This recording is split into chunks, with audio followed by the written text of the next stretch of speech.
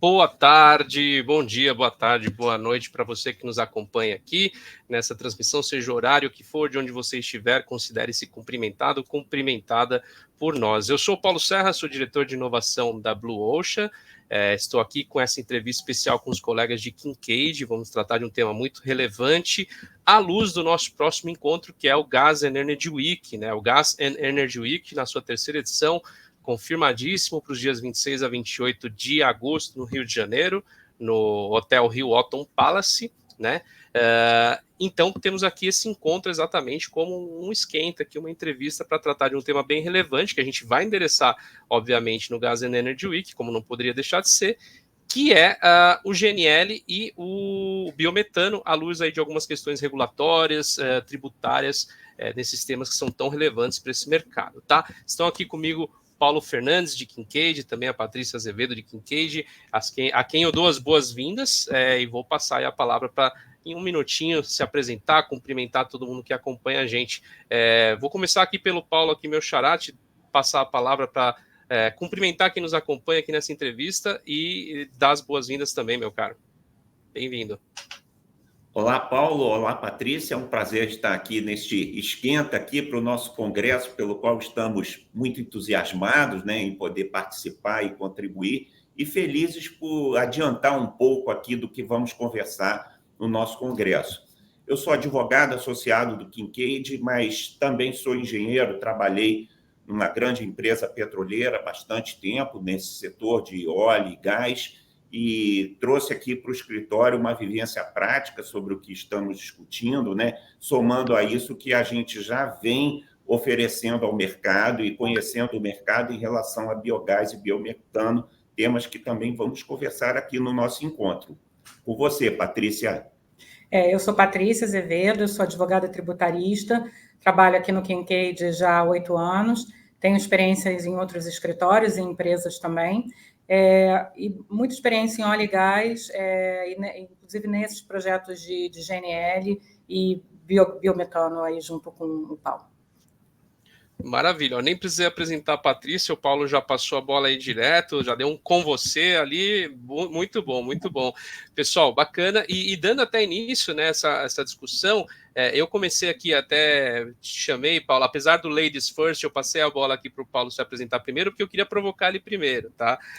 Com o tema de GNL, né? A gente sabe que hoje uma das formas de disponibilizar o gás natural é o GNL, o gás natural liquefeito. Então, do ponto de vista regulatório, Paulo, quais que são hoje os principais pontos de discussão quando a gente pensa em empreendimentos aí de grande porte? Paulo, para a gente endereçar essa questão, é interessante a gente ver em perspectiva como os projetos dos terminais de GNL aqui no Brasil se desenvolveram. E é interessante que a gente pode pensar de forma didática 3 formatos comerciais em 3 gerações em que esses projetos se desenvolveram. Os primeiros projetos foram os da Petrobras, em que o GNL tinha o papel de suprimento complementar à matriz de gás da companhia para atender principalmente a demanda termoelétrica, embora os terminais não estivessem ligados a nenhuma térmica específica, mas somente conectados à malha de gás disponível no Brasil e, a partir dali, fazendo o suprimento das térmicas em geral no mercado. Uma segunda geração de terminais surgiu com projetos que tinham conexão direta do terminal de GNL às termoelétricas, sem conexão nenhuma com a malha de gasodutos. E agora estamos experimentando uma terceira geração de projetos, né? Um terceiro conceito comercial, onde os terminais estão ligados ou à malha de transporte ou à malha de distribuição para atendimento geral ao mercado, não só ao mercado termoelétrico, mas também ao mercado não termoelétrico, sobretudo distribuidoras de gás. Então, quando a gente olha para esses conceitos comerciais desses empreendimentos, a gente consegue endereçar a relevância da regulação do gás natural para que esses projetos tenham êxito e prosperidade no mercado. Então, as principais questões em discussão são, primeiro, a conexão, questões de conexão dos terminais à malha de distribuição ou a malha de transporte. Uma questão também bem importante é a tarifação para a utilização do gasoduto ou a malha de distribuição, porque a molécula de GNL, que é regasificada e injetada nessas malhas, ela precisa ter competitividade para chegar ao consumidor, principalmente se esse consumidor final for um consumidor livre, conforme previsto na legislação. De outra forma, o GNL regasificado pode ficar com a sua competitividade prejudicada. Também é importante ter a regulação endereçando a parte de projetos de pequena escala, onde o GNL, ao invés de ser injetado nessas malhas de distribuição ou transporte, ele ser descarregado ainda na forma líquida para embarcações para atendimento do mercado brasileiro em geral. E os projetos existentes estão todos avaliando essas possibilidades. Então, um ambiente regulatório que enderece as questões operacionais e econômicas em relação a isso também tem grande importância, né? Então, assim, esses são...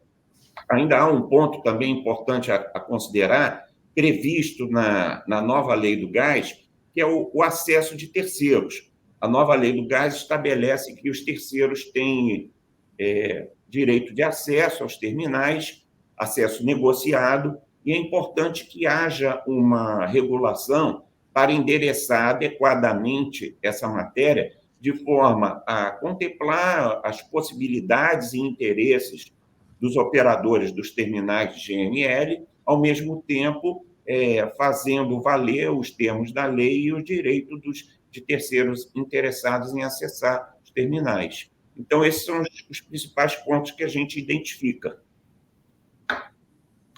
Perfeito, muito bom. Eu queria até provocar aqui a Patrícia sobre a parte tributária, mas antes disso, e você falou um pouco, né, sobre, eu estava pensando nisso no GNL Small Scale, né, pequena escala, né, Paulo? Assim, você já trouxe um pouco essa visão, mas como que a regulação, né, dos projetos tratados como Small Scale harmoniza com gás canalizado ou mesmo com gás natural comprimido, né? Você consegue detalhar um pouquinho esse ponto? Sim, com certeza. Paulo, uma coisa interessante é que a gente está falando aqui do GNL em pequena escala, considerando o GNL disponível a partir do terminal, em particular aqui nos terminais brasileiros, a partir dos FSRUs, mas a gente observa aqui no Brasil e também em outros lugares do mundo que existem projetos de terminais, projetos de GNL em pequena escala, que a liquefação do gás acontece a partir da produção de gás natural onshore, onde há uma pequena planta de processamento de gás e depois de liquefação, para em seguida ocorrer a distribuição na forma de GNC ou GNL, ou então a partir da tomada de um gasoduto, onde aí sim esse gás natural já está especificado, mas pela ausência de malha de distribuição e transporte, então empreendedores constroem um pequeno terminal onshore que liquefazem o produto e fazem a distribuição, ou eventualmente nem liquefazem, mas apenas comprimem e fazem a entrega por caminhão. Então, esses empreendimentos amplificam ainda mais a possibilidade do mercado de gás natural se desenvolver aqui no Brasil, como, de fato, identificamos empreendedores que já estão atuando nesse setor. E, como não poderia deixar de ser, é bem importante que a regulação, tanto federal quanto estadual, estejam a endereçar essa matéria, tanto do ponto de vista econômico como operacional, como falamos há pouco. E eu destaco assim uma interface importante com relação à legislação estadual, à regulação estadual, porque a Constituição da República ela estabelece que é monopólio do Estado a distribuição do gás canalizado. E a gente deve notar que esse GNC, né, o gás natural comprimido, ou GNL, quando transportado pela via terrestre, rodoviária, ferroviária, ele não está sujeito a esse monopólio do Estado. Mas é importante isso ficar claro nas legislações estaduais para evitar conflitos ou surgimento de legislações que ferem o dispositivo constitucional, porque cria insegurança jurídica para o empreendedor. E não é só isso, acho que há espaço também para algum tipo de incentivo que não gere distorções no mercado, nem distorções fiscais, porque o gás natural, em última instância, ele tem um papel muito importante na transição energética do país e os consumidores, como um todo, têm um benefício muito grande em se utilizar desse energético e que hoje não podem consumir pela ausência de infraestrutura. Também vale dizer que, na medida em que esse mercado de GNL em pequena escala, ou até o GNC, se desenvolve em certas regiões do país a ponto de tomar uma proporção muito grande, pode surgir viabilidade econômica para que surja infraestrutura, ou infraestrutura de distribuição, ou infraestrutura de transporte, ou os dois, e criando, assim, uma possibilidade ainda maior para o mercado. Então, o GNL em pequena escala e o GNC funcionam como uma espécie aí de bandeirante do gás natural no país, levando para o interior do país, onde hoje a malha de gás não alcança e que, por conseguinte, também não existe malha de distribuição para que esse mercado se desenvolva ainda mais.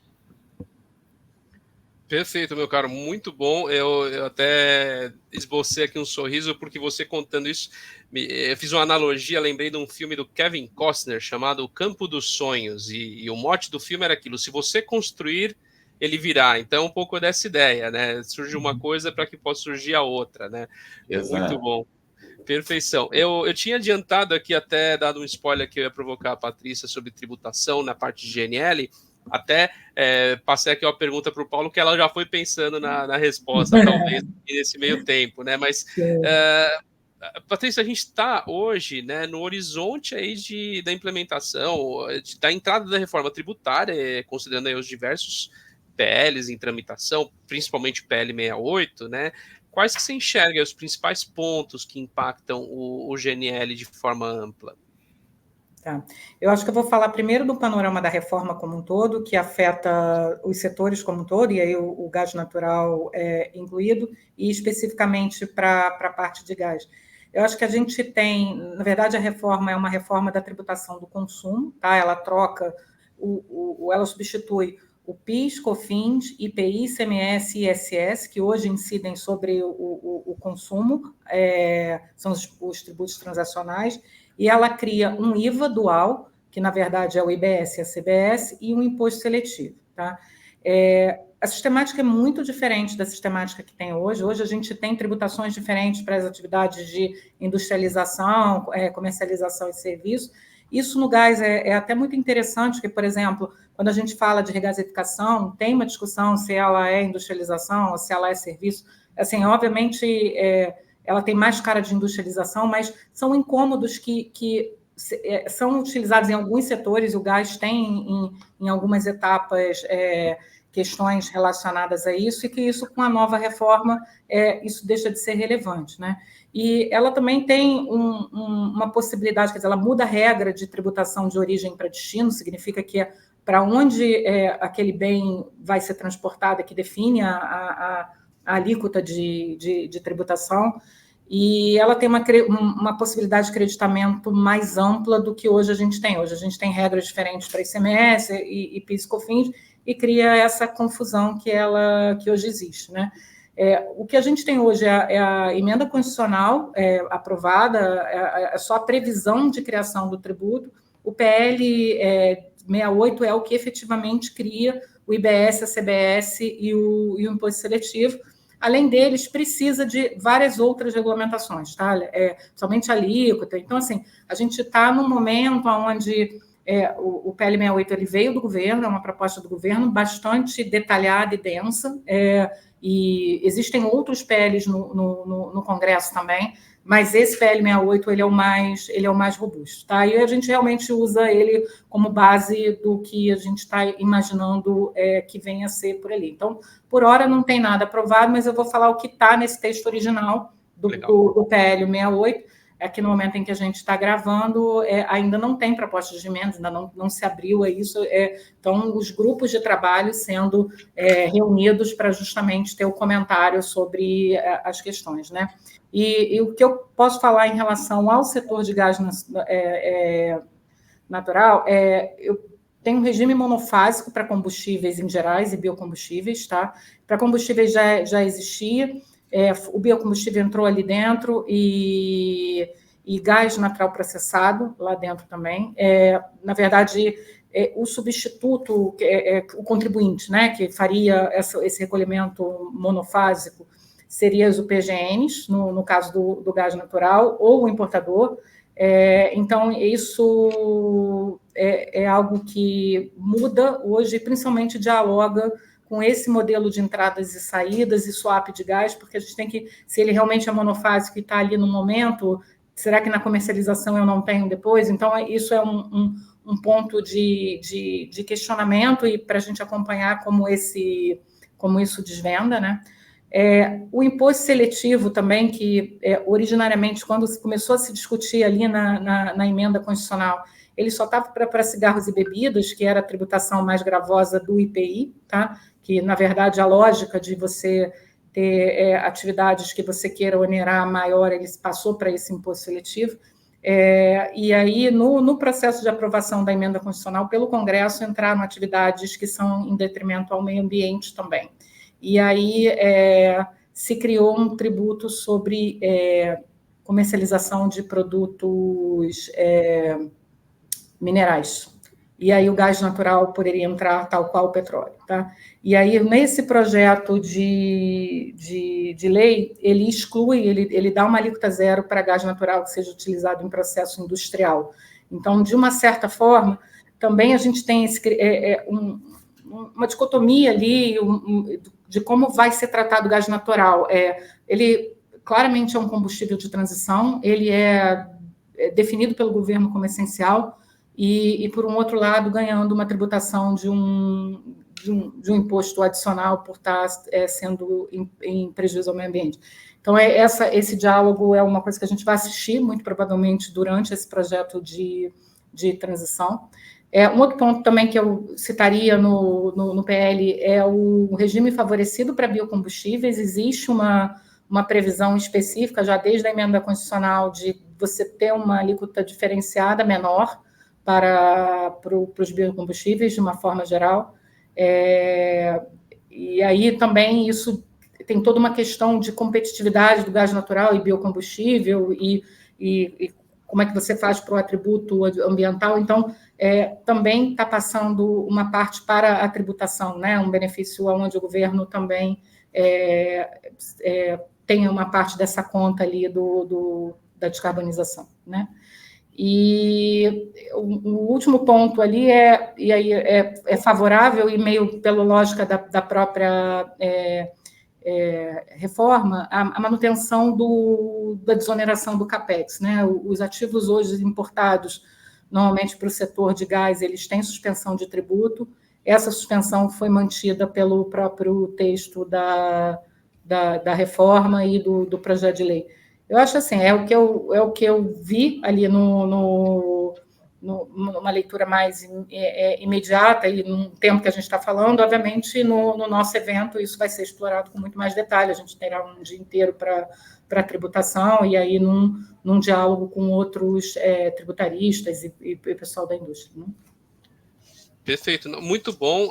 Curiosamente, ontem mesmo eu estava conversando com um colega que reforçou essa questão do CAPEX, né, que isso não mudou, mas para além disso, a perspectiva é que tudo mude, ou muita coisa, né, e ainda temos os próximos capítulos, né? Eu acho que uma coisa que é importante falar é que assim, a reforma ela tem um período de transição, de implementação, né? E o que os sistemas eles vão coexistir entre 2026 e 2032, são os dois sistemas que funcionam. A aplicação do novo sistema é gradual e a descontinuação, tal qual a descontinuação do outro. Então, assim, tem muita coisa de tributário que já é um desafio hoje nas atividades, que vai continuar até pelo menos 2032, e a gente vai ver essa nova sistemática ser aplicada. A gente fala assim, vai piorar muito até melhorar. A esperança é que realmente em 2033 a gente tenha uma tributação mais simples e mais palatável para o empresário, mas até isso de fato acontecer, a gente não sabe. Gravosa não dá para saber porque a alíquota ainda não tá colocada, a gente não sabe efetivamente da carga mas o sistema ele pretende simplificar bastante o que hoje em dia a tributação do consumo. Perfeito, não, muito bom. Como eu tinha comentado aqui no começo, né, a gente ia falar sobre GNL e também biometano. Eu acho que a gente já consegue virar essa chave agora que a gente falou um pouquinho de regulação, de tributação, pensando em GNL, olhando para o biometano. E aí, Paulo, eu quero te convidar a compartilhar um pouco, né? Uma forma de gás bastante destacada no PL Combustíveis do Futuro é o biometano. E um dos pontos que ainda estão em discussão é exatamente, ele se conecta com o ambiente regulatório promovido pelos estados, né, para o mercado de biometano. Quais que são hoje, Paulo, os principais tópicos que estão em discussão? Como é que os estados têm endereçado essas questões? Paulo, sua pergunta é super oportuna, né? E no Congresso a gente vai ter a oportunidade de conversar ainda mais sobre esse tema, porque no contexto em que o mundo inteiro discute a transição energética, né, rumo ao net zero, o gás natural, por si só, já tem um papel muito importante nessa jornada de transição. Mas, somado ao biometano, essa jornada fica ainda mais viável, tanto do ponto de vista ambiental, como também do ponto de vista econômico. Assim, de forma bem simples, porém precisa, o biometano é o biogás purificado.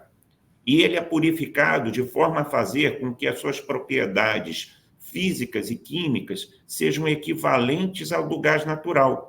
E é por essa razão que a legislação, tanto em todos os níveis, desde a lei, decretos e normas reguladoras, endereçam que o biometano é equiparado ao gás natural. Então, tudo que se aplica ao gás natural se aplica diretamente e imediatamente ao biometano sem qualquer tipo de ajuste. Inclusive, o transporte deste energético, por exemplo, dentro de um gasoduto, pode se dar misturado, porque ambos têm as mesmas propriedades físicas e químicas.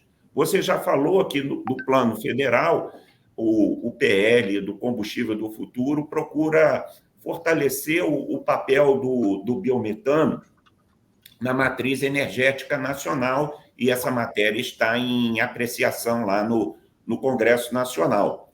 Mas a gente não deve esquecer que nos estados algo semelhante precisa acontecer, uma vez que, em relação ao gás natural, como nós comentamos em pergunta anterior, a regulação é dual. Ela se dá no plano federal, mas também no plano estadual, porque os estados têm um monopólio da distribuição do gás canalizado, e o biometano, conduzido através da malha de distribuição, está contemplado nesse monopólio do Estado. Então, os estados têm uma importância muito grande nesse sentido. E quando a gente olha para os estados da União, a gente vê que o nível de maturidade regulatória é bastante diferente em relação ao gás natural ou em relação ao biometano. Há estados que estão bem adiantados nessa matéria, com diversos tipos de regulação interessando a produção, o transporte, o manuseio e o consumo. E há ainda diversas provisões legais que tratam também de incentivo, o que é bastante importante, não só incentivos fiscais, mas incentivos relacionados à produção, à demanda e incentivos econômicos também. Por outro lado, há ainda diversos estados na União que não endereçaram isso. Alguns estados sequer endereçaram a parte do gás natural em si. Então, há muito a se fazer de forma que este energético tenha um papel mais importante na matriz energética nacional. Eu destaco aqui que, recentemente, o CI Biogás publicou o panorama do biogás e do biometano no Brasil, e ali é informado que o crescimento da produção de biogás e biometano está em ritmo muito acelerado já há alguns anos. Então, uma estrutura regulatória que abrace isso, abrace esse energético, vai favorecer ainda mais o desenvolvimento desse mercado. Os pontos que eu destaco como importantes para ser interessados são, o primeiro deles, a conexão da produção de biometano à malha de distribuição, tanto na dimensão técnica quanto também na dimensão econômica. Outro aspecto também importante seria em relação a incentivos para que o transporte urbano coletivo favoreça a utilização do biometano, ou pelo menos do gás natural. Isso representa uma mudança muito grande, porque a maior parte aqui, ou quase a totalidade do transporte urbano coletivo é movido a diesel. Discute-se o papel de veículos com propulsão elétrica, mas é mais natural pensar em que esses veículos sejam movidos a gás natural, a biometano, ou até por uma mistura dos dois, porque a viabilidade econômica e técnica. Também, alguns estados criaram um mercado livre de biometano, onde o consumidor estadual ele pode adquirir o biometano do produtor estadual de múltiplas formas de entrega. Interessante também, em alguns estados, que criaram uma espécie de produto verde da distribuidora. Então, o consumidor cativo pode adquirir da sua distribuidora de gás canalizado o biometano. Isso também cria uma oportunidade interessante para o mercado. E, por fim, super importante falar de haver incentivos para valorar o atributo ambiental do biometano, porque o biometano se insere na matriz de suprimento de gás natural não como uma molécula energética em si, mas sim porque ela traz intrínseca um atributo ambiental muito importante. E há espaço para que os estados enderecem isso. São alguns pontos que nós observamos em discussão nos estados e até incorporado em algumas legislações, e que há muito espaço para desenvolver esses sistemas aí. Perfeito, não, muito bom. Eu até já passando a bola aqui, Patrícia, você falou um pouco disso, né? E aí, olhando essas questões que o Paulo trouxe, eu fiquei pensando um pouco sobre a parte tributária, né? Como que é que o biometano tende a ser até percebido pelos enquadramentos que a gente pensa que estão traçados pela reforma, né? Você acha que isso pode incentivar a ampliação desse mercado, né? O Paulo falou bastante aí de alguns caminhos para isso. O que você pode falar à luz da questão tributária? Eu acho que, com certeza, a tributação é um desses mecanismos, né? Hoje em dia, a gente não tem um tratamento muito específico para o biometano, ele segue o tratamento do gás natural. O que a gente tem, estado a estado, é uma possibilidade de um enquadramento diferente, aí também depende do modelo de negócio do cliente. Por exemplo, se ele está fornecendo para a própria distribuidora de gás do estado é mais fácil, mas se ele ultrapassa o limite ali do estado, a coisa é um pouquinho mais complicada. Em alguns estados é possível, sim, você ter uma carga tributária mais reduzida. Mas a reforma, eu acho que claramente está beneficiando biocombustíveis, isso já está já colocado na própria Constituição, na previsão de tratamento diferenciado. O PL ele trouxe um artigo Esse artigo, ele basicamente repete a Constituição garantindo esse diferencial competitivo para os biocombustíveis e para hidrogênio verde, mas ele defere esses critérios a uma lei que ainda precisa ser elaborada. Então, em princípio, existiria uma lei que vai dizer como você pode fazer essa redução de alíquota, e vai ser uma alíquota fixada pelo comitê gestor lá do IBS, em conjunto com o presidente da República. Tá? E aí, de tempos em tempos, mas é possível é bem provável que o biocombustível, o biometano tenha uma alíquota menor do que a alíquota dos combustíveis fósseis pela própria Constituição. E aí eu acho que isso é um propulsor de negócio até para essas todas as modelagens que o Paulo citou. A gente não vai estar restrito hoje em dia ao que você tem ao benefício do Estado e naqueles regimes especiais que você tem que pedir aos estados específicos, quando você tem uma previsão mais ampla, aplicado a uma forma mais ampla, você incentiva os modelos de negócio da molécula em si, né? O que a reforma não traz em alguns momentos, esse atributo ambiental ele é comercializado em conjunto, quer dizer, separado da própria molécula, né? Para essa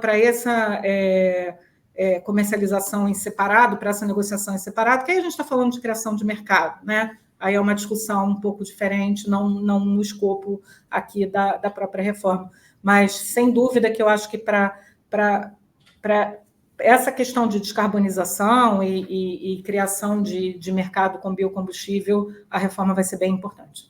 E eu acho que talvez até mais fácil de aprovar, porque isso é um consenso de agenda de uma forma geral.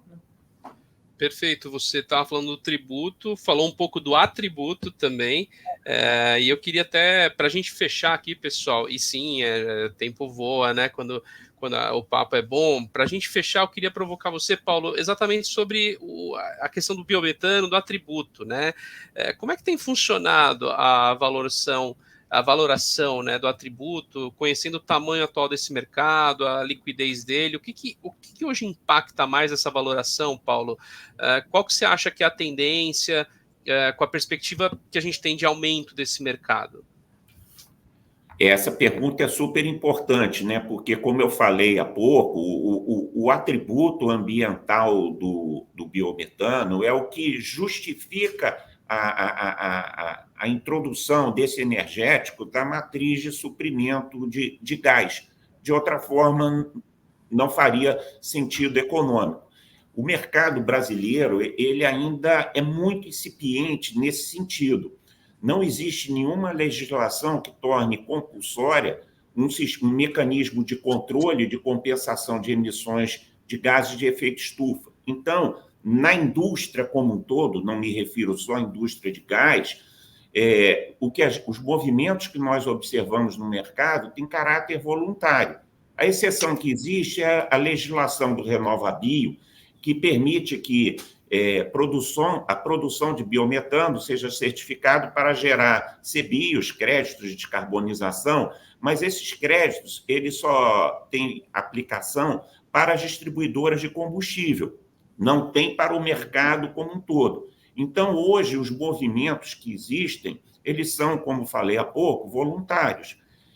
Uma questão super importante é a valoração do certificado de origem renovável do gás.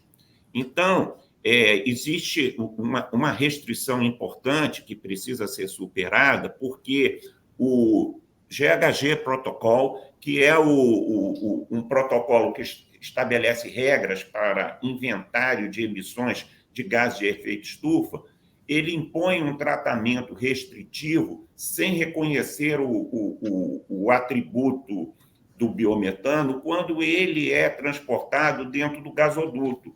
Então, se um adquirente faz um contrato de compra de biometano, mas ele é transportado do gasoduto, portanto, misturado ao gás natural, esse benefício contratual não vai ser devidamente contemplado.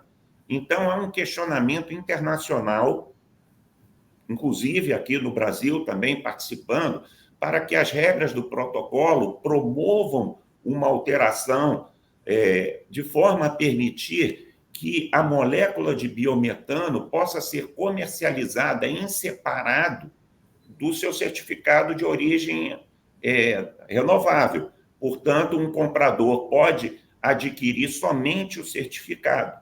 E aí, dessa forma, isso vai criar uma dinâmica no mercado extraordinária. Essa realidade já existe nos Estados Unidos, na Europa, e aqui no Brasil, essa oportunidade poderá ser materializada no Programa Nacional de Biometano, que está incluído aí no PL do Combustível do Futuro, que você citou há pouco e nós conversamos aqui em outros momentos aqui desse nosso papo.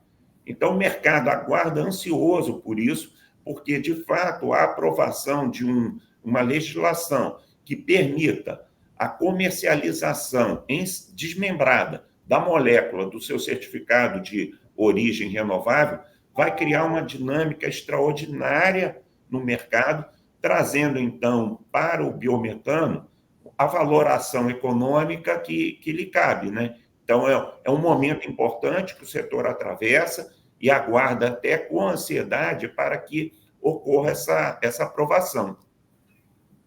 Perfeito, muito bom. Eu acho que assim, tudo que vocês trouxeram são temas que a gente sabe que o mercado espera ansiosamente por algumas conclusões. Diga-se reforma tributária, diga-se combustível do futuro, né? E à luz disso, como que vai impactar a GNL, biometano e todos esses, sejam gases de baixo carbono, seja o gás natural liquefeito. Acho que, sem dúvida alguma, uma discussão muito bem-vinda, né, Paulo? Sim, com certeza, né? Eu acho que a gente vai ter muita oportunidade de conversar sobre esse assunto no nosso congresso, né? Não só com a Patrícia, com você e comigo aqui, mas também com o elenco de palestrantes de primeiríssima grandeza, né? Onde vai ser muito rico a diversidade de visões e na certeza de que essas discussões vão contribuir para as transformações regulatórias e legislativas que o Brasil precisa. Eu ia falar sobre o Congresso, mas depois que você falou, eu não consigo superar isso. Então, ótima descrição do que a gente espera lá, e sim, vão ser discussões muito bem-vindas, e com vocês e com muitos outros e outras colegas aí nesse elenco, né? Pessoal, quero agradecer muito a contribuição, a gente fecha aí com essas provocações essa nossa entrevista. Então, como eu trouxe aqui, essa entrevista especial com os colegas aqui de Kincaid, Mendes e Viana, advogados, tratando um pouquinho sobre GNL, também sobre biometano, à luz das questões regulatórias, questões tributárias e questões tributárias à luz, né, no contexto aí da reforma, né? Então, muito bem-vindas as contribuições de vocês, Patrícia, Paulo, obrigado novamente, foi muito bom. Fechamos essa entrevista, a gente se despede aqui conjuntamente de todo mundo, dá tchau aqui ao mesmo tempo, e é isso aí, muito bom, pessoal. Obrigado. Obrigada a todos.